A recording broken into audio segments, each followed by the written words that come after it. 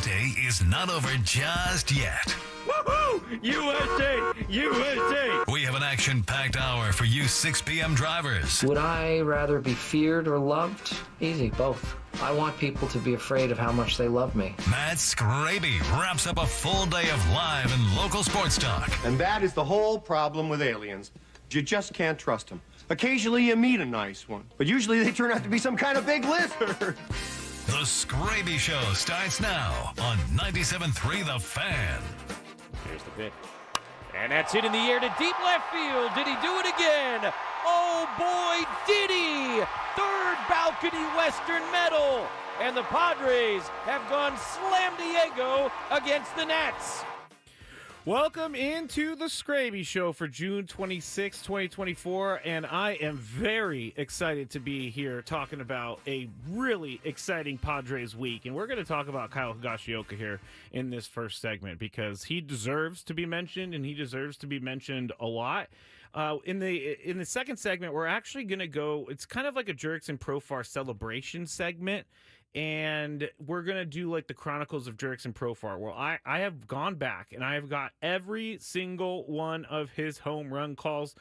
I have no idea how it's going to go. I always preface it with that, but we're going to see how it goes. I kind of sort of scripted it out, not really, but we're going to see how that goes. And then at the end of the show, Daily Grape. Everybody knows about that. And it's been a while since I've talked to everyone. It's been let's see. The last time I had a show was 2 weeks ago on that Thursday. So tomorrow night I have another Skraby Show from 6 to 7, and it's going to be on that. It's going to be 2 weeks from the last time I did it.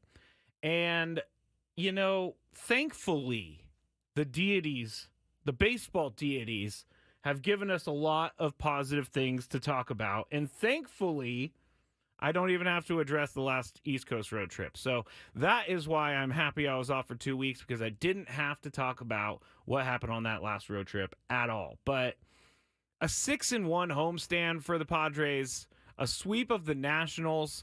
This is a completely different team. I mean, the Brewers are a good team. They're leading their division. And I think the Nationals are a better team than people are giving them credit for.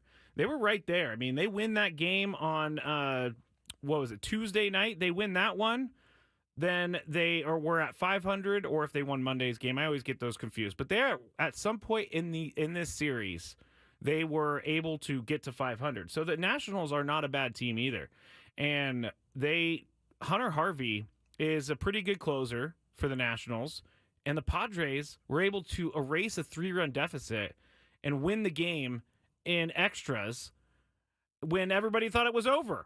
So this Padres team right now is playing like the Padres team that we have wanted them to play like all season long. And when you're getting performances like Kyle Higashioka, like Jurickson Profar, like Manny Machado, this team is dangerous when those guys are going. And like Chris said just maybe 5-10 minutes ago, removing 4 superstars from a team and having the team still win shows a lot about that team. But it also shows how A.J. Preller has set this team up to have depth and to be able to weather the storm when some of these guys go out. And I know that Adam Major may not be the answer right now. He could be the answer down the road. But right now, the Padres are playing the baseball that I think the rest of the league was hoping that they would never find this season. Because last year they didn't find it. And I'm trying not to get too far ahead of myself because, again, the last time I spoke to you on that Wednesday, or that Thursday, the last time I spoke to you after a game was Wednesday against the A's when Jackson Merrill had the walk-off. They swept the A's. Everybody was feeling good, riding high, going into an East Coast road trip against a struggling Mets team, and they didn't perform. 1-5. But I think this week alone has proven to me that they're in this. They're ready to fight, and they fight every single game. It's been so long I didn't even realize I haven't even said how to join us or anything like that. So if you want to join us, you can. You can do it, obviously, on the radio. You can do it on the Odyssey app. You can also go to YouTube and watch the show and chat with everybody who's on the chat right now. We'll do a roll call in a little bit. But you can just do that by going to YouTube and searching 97.3 The Fan, Facebook 97.3 The Fan, Twitter 97.3 The Fan SD. And yes, that's all the places you can go. Zach Eady, Purdue center, player of the year, I think, the last 2 years. I always say think. Here I am going off tangent already, but with Chris and Tony always fact-checking me, I immediately say something thinking it's true, and then I get scared that it's not true. But anyway, Zach Edey is going to be a Memphis Grizzly. So there you go. He was the 9th overall pick in the draft. So Zach Edey goes there. Anyway, back to the Padres. We're going to get to what happened last night because that was crazy and that was fun. And that's what everybody else has been asking for all year is to see a little fight in this team. And that's what I saw this week that I think sets it apart from the other weeks is they were not going to roll over.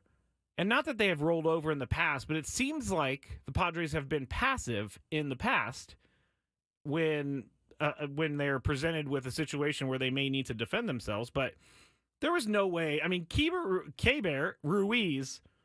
Congratulations, you played yourself. I don't know what that was.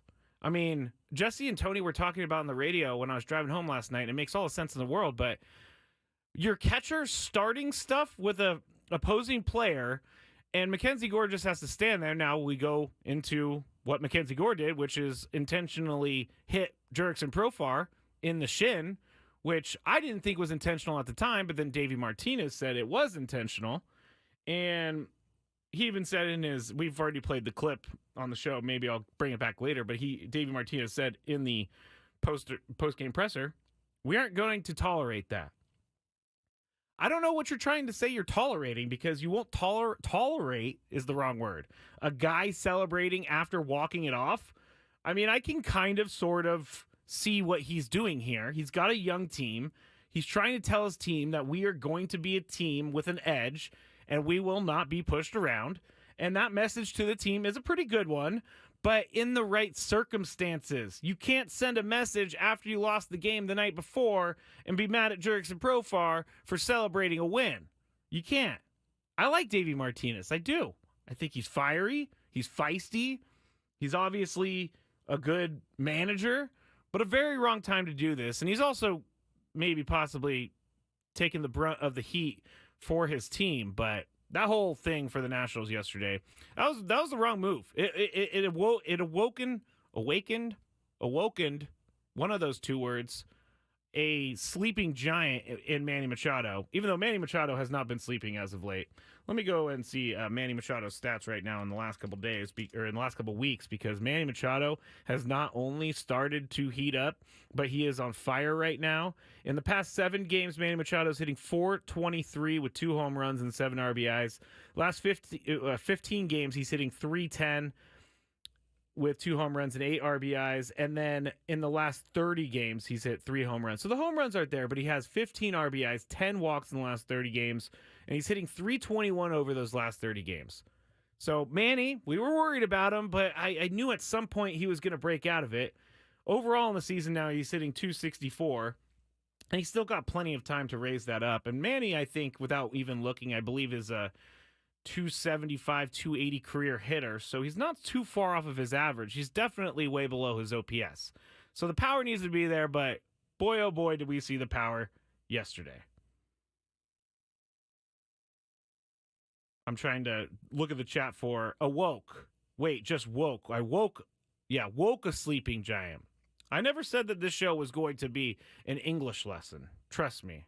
I am trying to learn Spanish, and I'm saying it on the radio because I want it to happen, but I'm really, really trying to learn Spanish so I could talk, obviously in San Diego, it's a great skill to have to know Spanish, but also I want to be able to, talk to some of the people within the Padres and talk to them in Spanish. So, side note, I've been watching a bunch of TV shows in Spanish so I can try to pick things up, but, I give credit to, Jurickson Profar, I think he knows 3 or 4 languages. I give credit to anyone who knows more than one language. Because that is tough. Very tough. Let's see. Junior says, get yourself a Latina, Skraby. That is pretty hilarious. Let's see. Let's do some roll call real quick because it's been a while since we've done the roll call. We got Jacob, we got Anthony, we got Castro, we got Rod, we got Trevor, we got M. McKee, we got Dee Dee, we have Maria, we have Johnny, we got Dan, Prolific is there. We have a ton of people, and I'm missing people. The Cactus Man is here. Junior is here as well. Juan is here. So I can go on and on, but thank you to everyone who is joining me, because this is a little bit overwhelming to be sure. Cactus Man says Scrappy Padres, SKRAP, as in Padres. Why? I like that. All right, let's talk about, and hello, Paul. Thank you for joining me. Let's talk about Kyle Higashioka right now, because Kyle Higashioka, we were talking about it maybe a month ago, that he needs to either get hitting or he's going to be sent down, and circumstances have changed a little bit because of Luis Campusano going on the IL. But if I'm Luis Campusano, I'm a little bit worried about my starting job. And I know that he's going to get his playing time whenever he's back, but Kyle Higashioka has kind of taken the starting job right now. And I don't know if it's the same in baseball because they play so many games, but in football, they always say you shouldn't lose your starting job to injury. But Kyle Higashioka is doing everything he can to become the official starting catcher for the San Diego Padres. And if you can have a good catcher, it benefits you in so many different ways that you just don't see, because there's not a lot of great hitting catchers. And when I went to college in San Francisco, and the Giants had Buster Posey. So I saw Buster Posey through all those years, and I saw what kind of thing he could bring to the team, what kind of different look he could bring to the team as a catcher. And I'm not saying Higashioka is Buster Posey, but what I am saying is that it completely changes your lineup when your catcher is a dangerous hitter. And in the last 15 days, Kyle Higashioka is leading baseball, or he's tied for the lead in baseball for catchers with RBIs. He's had 13 of them. He's tied for the lead in baseball over the last 15 days with home runs. Francisco Alvarez, Higashioka, Ben Rortvedt, which is the other guy he's tied with for RBIs. I honestly have never heard of Ben Rortvedt, but he seems very good.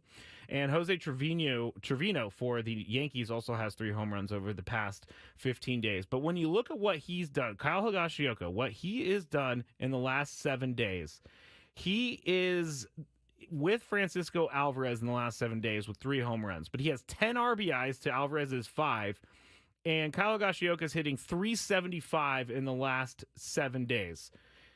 He has an OPS of 1.444, and I don't think that he's going to continue to hit home runs at the pace that he's been hitting home runs this year, but if he could give you like the middle ground of what he was doing before June and what he's doing now, if he can give you the middle ground, that's still going to benefit you. But right now, the Padres are certainly benefiting from a catcher who is on a hot streak right now. Kyle Higashioka, and he just seems like a good dude too. That's why it's another thing that I'm happy for him, because he was struggling there, but in the last 15 games, he's at .289, 7 home runs, 17 RBIs, 822 slugging, 3 over a 1 OPS. Jeffrey says Higgy has more catcher home runs in June than number 2 and number 3 combined. Junior says it must be so hard to pitch around our lineup lately. Yeah, definitely. I don't know what Ivan's talking about. Padres 2024 team movie is the other guys this year. I kind of like that. That is kind of hilarious, I gotta say, because it is a bunch of not no-namers, but not necessarily who we thought coming into the year was going to be producing for the Padres and winning games for the Padres. But it's been a really fun week here on 97.3 The Fan for Padres fans. Things are just so much better when they win. They went 6-1 against the Brewers, the whole homestand. They went 3-1 against the Brewers. They swept the Nationals, and now they're flying to Boston. And the Red Sox are playing some good baseball right now, so it's not going to be easy, and it never was going to be easy going to Boston. But this is going to be a good test for me to see what they're going to do after coming off of a homestand like they've had. Can they continue this? Because we've seen them struggle in the past after getting on a roll. And I personally think, and I know I've said this five separate times this year, I personally think they turned the corner last night. Because Profar, was in the middle of it all. And Profar is a smart guy to begin with because he said he didn't want to do anything because he didn't want to get kicked out because Fernando's not playing. And, there's other guys who have had injuries and the team needs him.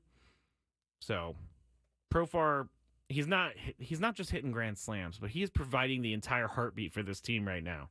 And I want to see more Jurickson Profar raising his hand in the air as he comes around the bases. That is all of what I want to see. All right, next on the Skraby Show, we're going to do the Jurickson Profar celebration segment. We're going to go through some of his home runs throughout the year. Not some of them, all of them throughout the year. So stay right there. We're going to talk about some more Padres things and then the Daily Gripe at the end of the show. You're listening to the Skraby Show. I'm Matt Skraby on 97.3 The Fan. Jake and Chris.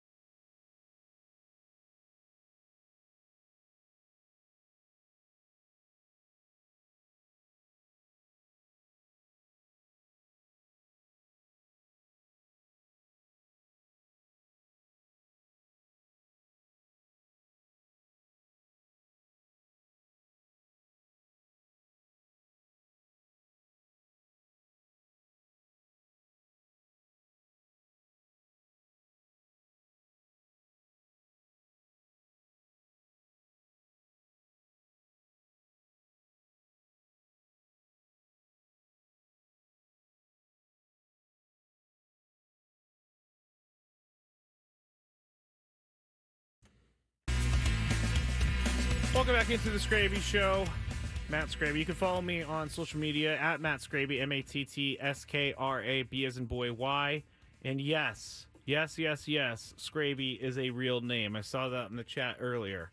Skraby is not made. Well, my official legal last name is Skraby. It is kind of sort of made up because my great-great-great-grandpa, when he came over here from Lithuania, changed it from a previous name that I will not give because I don't even really actually know how to pronounce it. But yes, he did change it to Skraby, so it is an actual legal name, and here you are listening to the Skraby Show. So I'm going to do this Jerks and Profar thing here. And again, I'm going to preface it with, I don't know how it's going to go. I'm trying to do different things on the Skraby Show, and I thank Adam Klug and Michael Valenzuela for giving me the opportunity to try new things and do new things. And instead of like just sitting here and talking about things, I want to maybe recap Jerks and Profar season in story formats. I'm a story nerd, I guess. And if you haven't, or if you don't know, I put out a whole 12-episode podcast about the 2022 Padres playoff run called 12 Games in October. And if you search that in your podcast, the number 1-2 Games in October, you can go back and you can listen to everything. So that's where I'm coming at with that, is that I love to bring to talk about things in a story format type of show, put on a show format. Anyway, I'm going to stop saying format because I keep saying format. Lots of format saying. All right.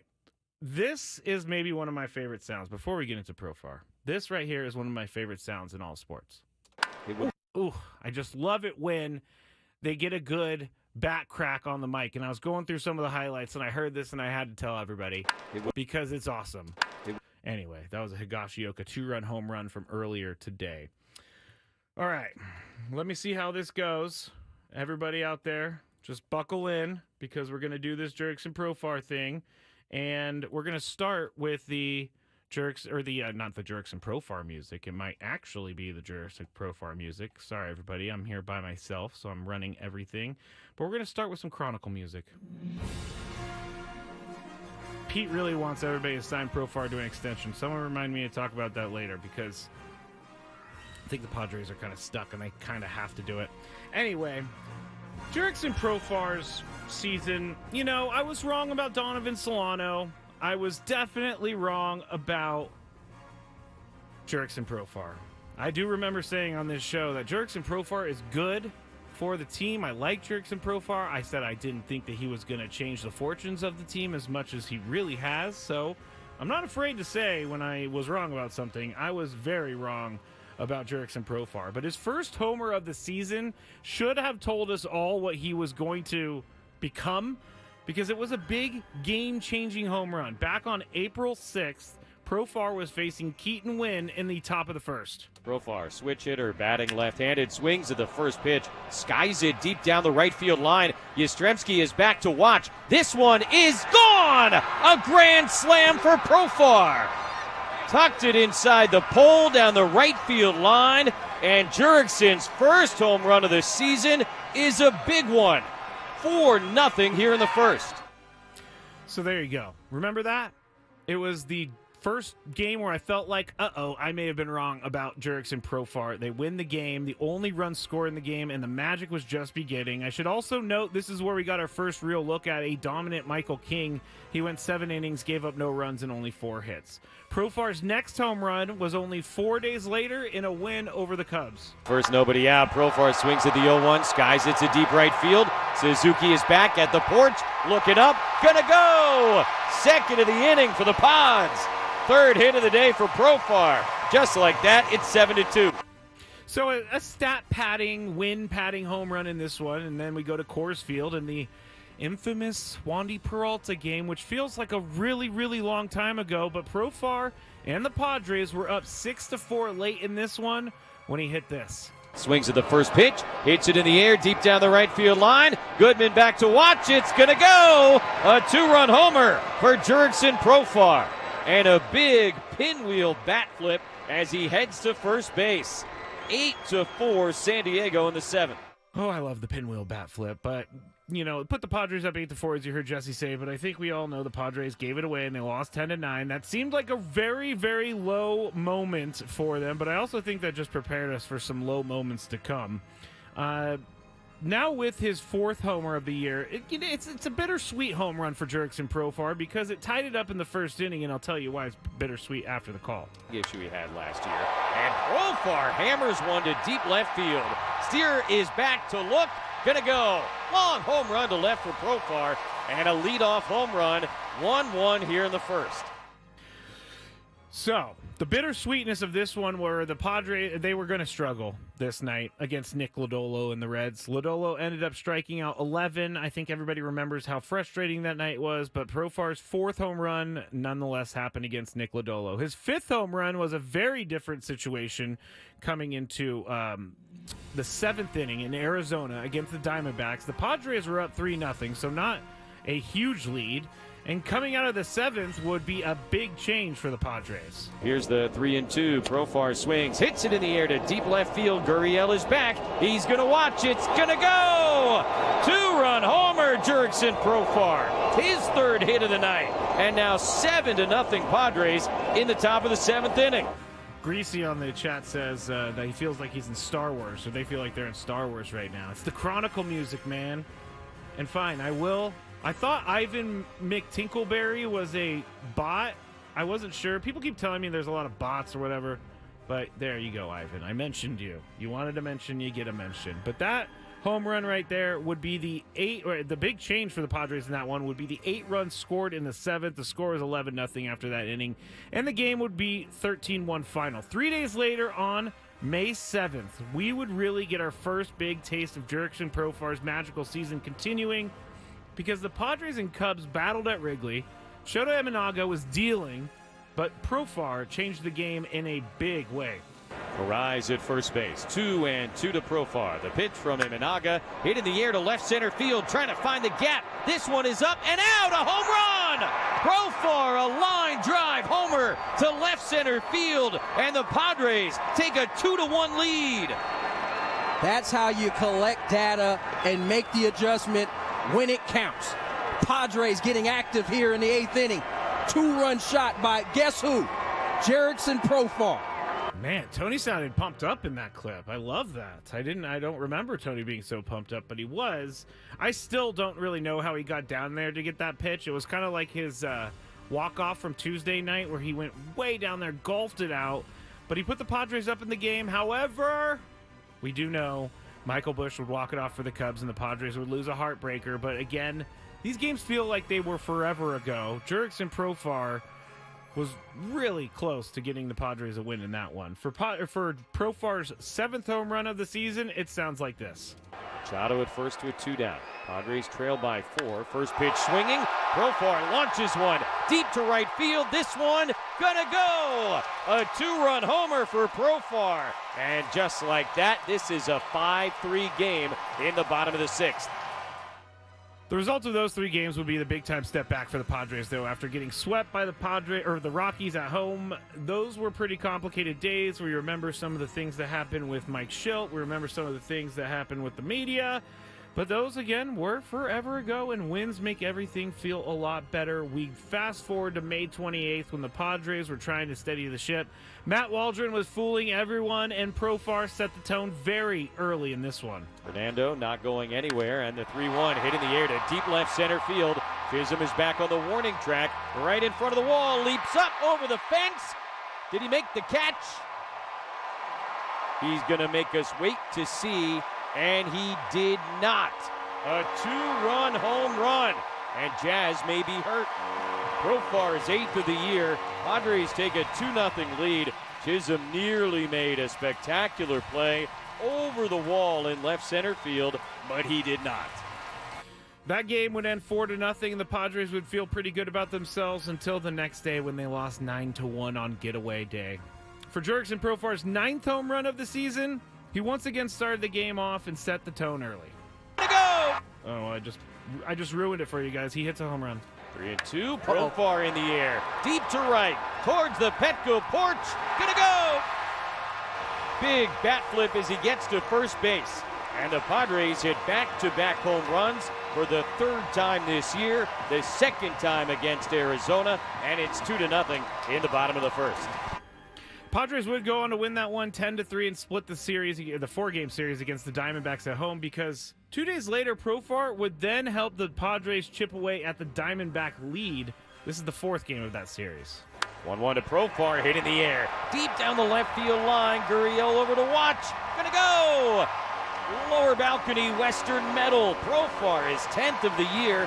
Padres with their second home run of the afternoon, and now a 7-3 game here in the third. After 7 runs, though, were scored against the Padres in the top of the second, this homer will just be another stat pattern with the Diamondbacks, easy for me to say, winning 9-3. We come now to last night when things are seemingly starting to turn around. When the first inning of the game saw benches cleared, Keibert Ruiz gave Jurickson Profar all the fuel he needed because he unwisely, is that a word?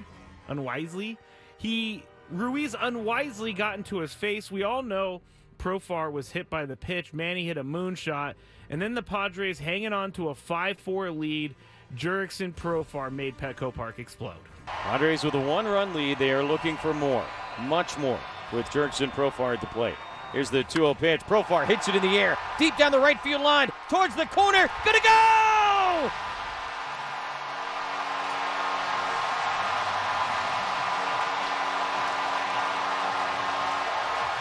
The ultimate answer.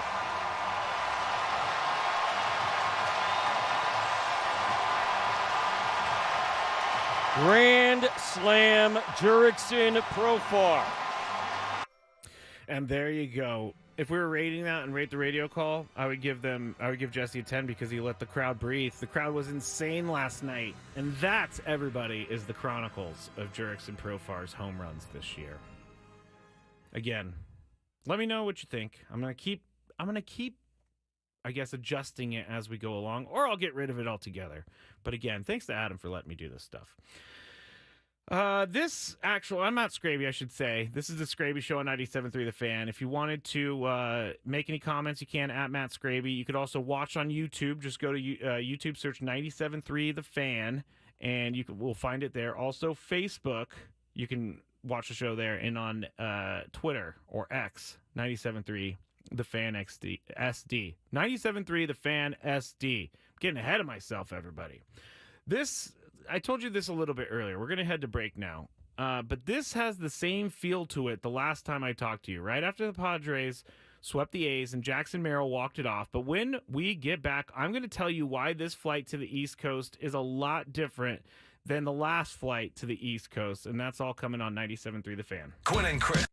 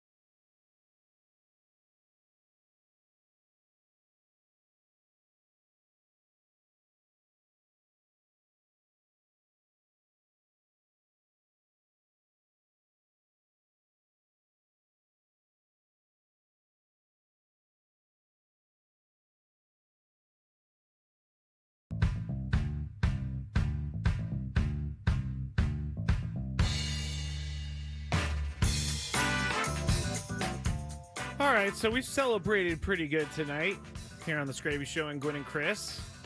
Make sure you go to the YouTube if you are on the YouTube and go do the thumbs ups. I think Adam says on this the thing that plays. What am I trying to say? The commercial says smash that like button, the thumbs up button. I'm trying to get in the habit of telling everybody to do that. Just go to YouTube, type in and search 97.3 The Fan. The Daily Gripe is actually going to do with me and my shoulder, so stick around for that. It's at the end of the show. But I told you before going to break, and we also have to talk about Jerickson Profar and his contract situation, because I just put that in the notes. But the reason I think this flight to the East Coast is a lot different than it was 2 weeks ago when they flew to New York to play the Mets after sweeping the A's is because this entire homestand has been nothing but complete baseball. I mean, how many times did we see this week, and how many times alone against the Nationals did we see the Padres exhibit perfect textbook baseball, moving runners over, getting hits when they needed to? This team's approach feels a lot different, and although it's taken a while to get going, it feels a lot better to me than it has the last couple years, because they are going up they're going up there with the intention of just getting on base and moving runners over, scoring people when they need to. They're not going up there and they're not just trying to hit a home run every single time. And this year, I mean, Ha-Seong Kim has had some really, really good bunts. Tyler Wade has had some really, really good bunts. And if you don't think bunting is easy, try it, because it's very difficult. And to get a bunt where they are able to basically kill the ball on the bat so that it just falls straight down on the ground is pretty incredible. And doing that in the pressure moments that they've been doing it, this is good baseball. This is the baseball that I think we wanted for the past 3 or 4 years. We wanted the baseball that was going to be fundamental, and we wanted to see it in action. And we did see it in action on this road trip, or this homestand, I mean. The upcoming road trip is why I think the baseball that they played this week is going to bode well for them. I mean, they're on a roll right now. And also in the last 7 days, I've been really big on my last 7 days, because baseball is, when I did pre and post game before Sammy Levitt, I learned really, really quickly that baseball is all about what you are doing right now. It's like a up and down. Man, I'm coming up with some of the worst explanations today, but it's a roller coaster. There you go. It's a roller coaster where some guys are going to be hitting 500 for 2 weeks and then they hit 100 for 2 weeks or something like that. But the Padres are on the upswing right now. And if you look at the last 7 days, just at the Padres, you see that Manny Machado he's hitting .423 with 2 home runs and 7 RBIs. Jake Cronenworth is hitting .393 with 2 home runs and 4 RBIs. Jackson Merrill, we didn't even get to Jackson Merrill this show, but there are other things to get to. Jackson Merrill hitting .321 with an OPS of .916 in the last 7 days with 2 home runs and 7 RBIs. Donovan Solano, another guy I was wrong about, hitting .300 here with no home runs but 4 RBIs, and he did knock in the go-ahead RBIs yesterday. He's been very important to this team. Ha-Seong Kim, he's been up and down, but as of right now, he's up for what he's done this year. He's hitting .292. And, Luis Arraez actually is one of the lowest hitting guys on the team right now at .192. I'm not worried about it because Luis Arraez can hit.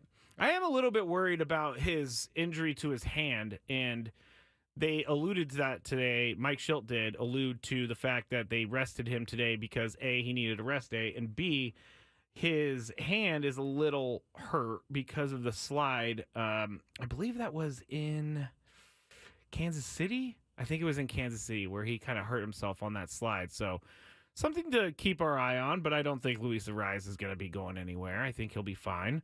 Another thing to keep an eye on would be Yu Darvish and Joe Musgrove. Joe is starting to get back into things, but the Yu Darvish news about Mike Schilt saying, not much about him, not really knowing too much about him, not really saying much about him does worry me, because it worries me We've seen this Yu Darvish thing before, and that's not me trying to trash Yu Darvish. It's just Padres need Yu Darvish.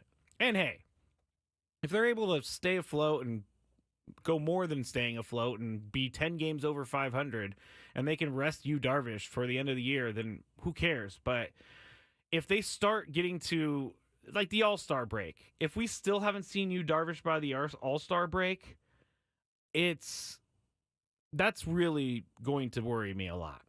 I would think that that's not a very good sign. So we're going to have to pay attention close in the next 2 weeks to see if Yu Darvish is making any progress towards coming back to the starting rotation. But you still got Michael King. You still got Dylan Cease. You still have Matt Waldron. How would I ever forget the best guy in the rotation right now? So those guys are filling in very nicely. And Matt Waldron has been a revelation. Jazz Chisholm Jr. saying it was the best pitch he's ever seen in his life, that whole knuckleball that he has. There's a lot of good things to be talking about here. And that's why I think this flight to the East Coast is a lot different than the flight to the East Coast 2 weeks ago. They're on an upswing. They're feeling themselves, as Tony would like to say. They've had some walk-offs here. They've had some fireworks here. We finally got that. And I wanted to expand on what I was talking about earlier, where we finally got the emotion to boil over with the Padres. We finally got that. We've been asking for it. We've been wanting to see the pulse of this team, and we saw it yesterday, and I love it. I love it. And I really do think this is going to launch them. However, I like that word today. However, they're going to have to go to Boston, and they're going to have to take care of business. And I looked at the scheduled matchups for the Padres over the weekend. And by the way, the left-handed hitting thing, the last 2 days, they got some runs off of left-handed pitchers. So they are not so worried about the lefties as of right now. But they're not going to have to really worry about the lefties as it is against the Red Sox, because Friday night it's supposed to be Randy Vasquez. This is scheduled according to ESPN.com. Randy Vasquez against Nick Pivetta. He's a righty. He has had, a so-so season, 4-4, 4.06 ERA, 64 Ks. But the Saturday game, I think, is going to be one of the lower scoring games, because you got Michael King and you have Tanner Houck. I don't know if it's Hawk or Houck. I think it's Hawk. I'm really bad with the names. I know it's not Hawk Tua. I love that. Hawk Tua is very funny.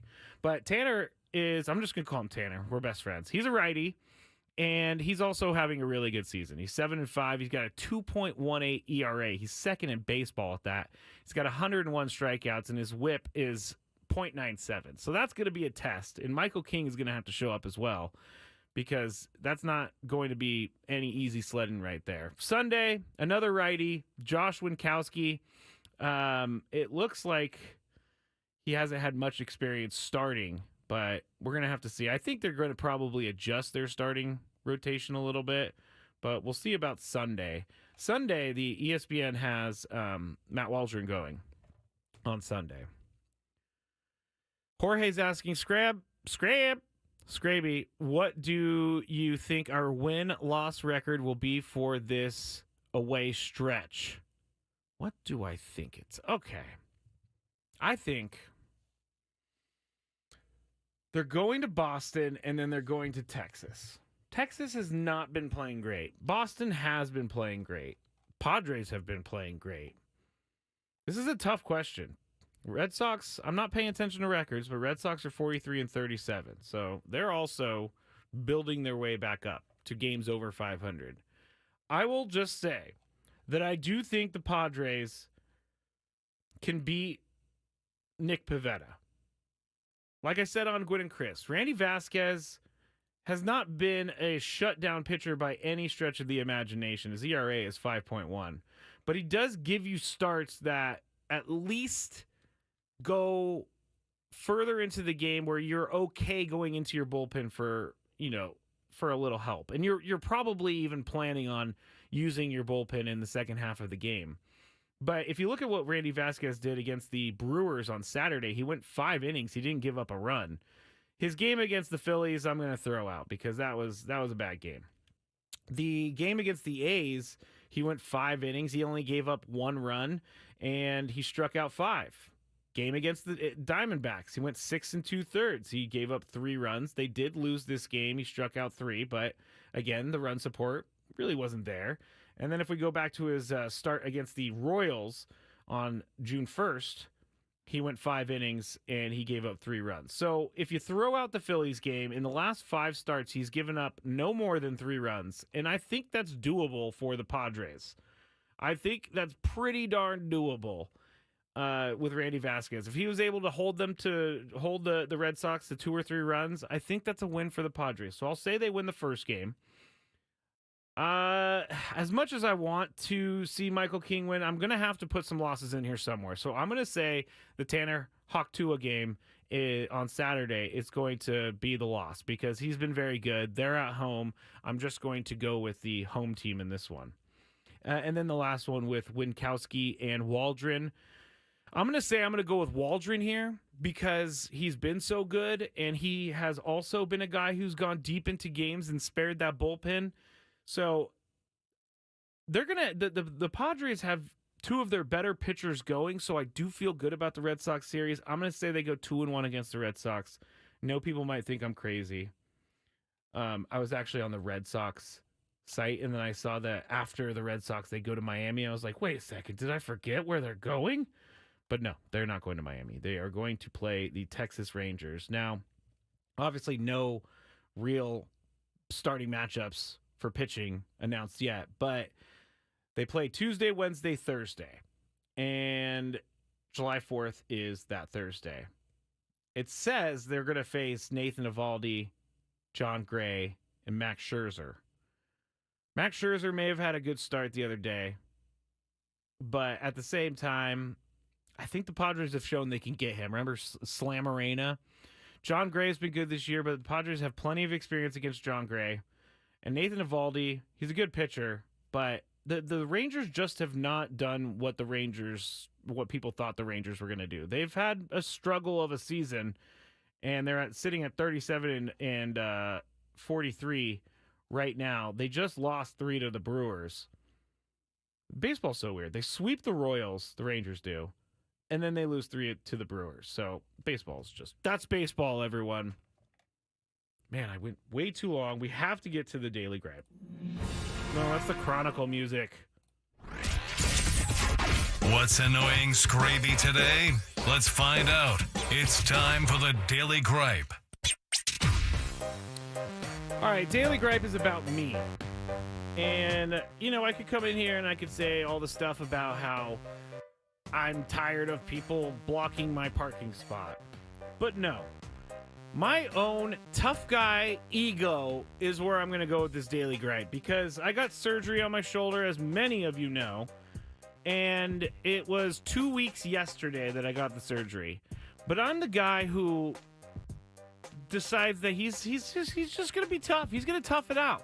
I got to say, and I'm admitting this on the radio because it's a good step in the right direction, but my Daily Gripe today is my own tough guy ego. I'm getting older, everyone. I need to pay attention to what's going on. I need to take care of things. And this shoulder thing has been a lot harder than I thought it was going to be in regards to the pain. The rest of it's easy. Not easy, but physical therapy is good, but the pain is really bad. So my own tough guy ego is the reason that for my Daily Gripe tonight. I'm going to try and not be such a tough guy in the future. Anthony said, "Did Skraby get surgery?" I'm not sure if he's joking or not. Self-deprecating Daily Gripe? That's a first. I don't know. Is that a first? I'm pretty self-deprecating, I think. Maybe not in Daily Gripe format. But either way, my own tough guy ego, I want to get out of here with my shoulder because it really hurts everybody. I got to go home and ice it. That's what they say. I have an ice machine. Anyway, all right. Here, thank you to everyone. Here we go. Thank you to everyone for joining me tonight. I'm a little all over the place, but that's because the Padres provided me with some good stuff to talk about. Also, tomorrow night, I will be on after the Roundtable replay. The Roundtable starts at 10 a.m. live, and you can start listening to 97.3 The Fan starting with Bennett Woods at 6 a.m. Then you go into the Roundtable. Then you go to Annie and Elston. Then Gwen and Chris. Tony joins us from Boston. I will be back with you tomorrow night. Thank you to everyone. I'm going to get out of here before I get kicked out of here. Good night, everybody. Another day, another full slate.